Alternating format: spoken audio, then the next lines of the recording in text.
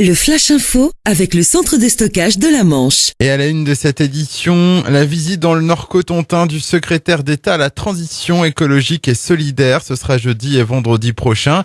Sébastien Lecornu a notamment prévu de se rendre sur le site Orano de la Hague, ex-Areva, et le site de Flamanville. Au programme, visite du bâtiment, de l'EPR, du réacteur, de la cuve, de la salle des commandes et de la salle des machines.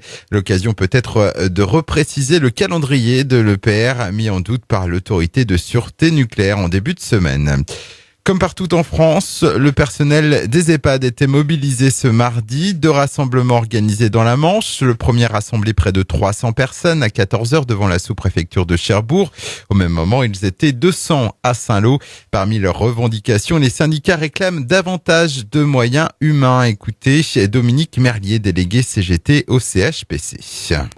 Les moyens humains, ils sont malheureusement au minimum.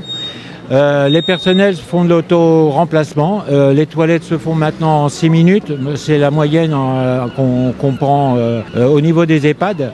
Et surtout, le problème, c'est qu'on a carrément vidé l'humain, quoi. Et là, il est temps. Aujourd'hui, j'espère que c'est un message qui est clair.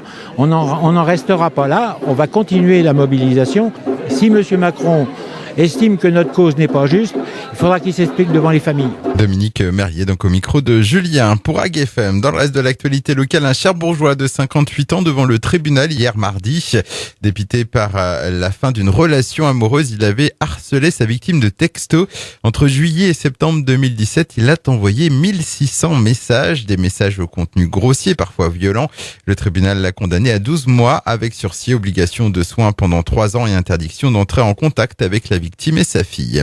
Musique, le Festival des Arts Imités 2018 se dévoile. Hier, les organisateurs ont annoncé les premiers noms qui se produiront le vendredi 29 et samedi 30 juin sur la plage verte de Cherbourg.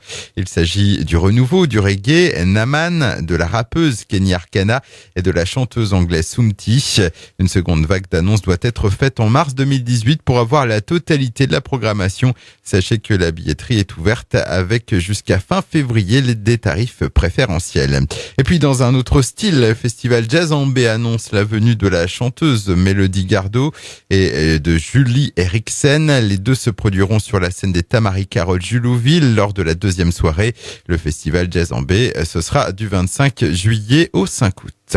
Le Flash Info vous a été présenté par Landra, centre de stockage de la Manche à Digulleville. Pour en savoir plus et visiter notre centre, 0810 120 172, coup d'un appel local.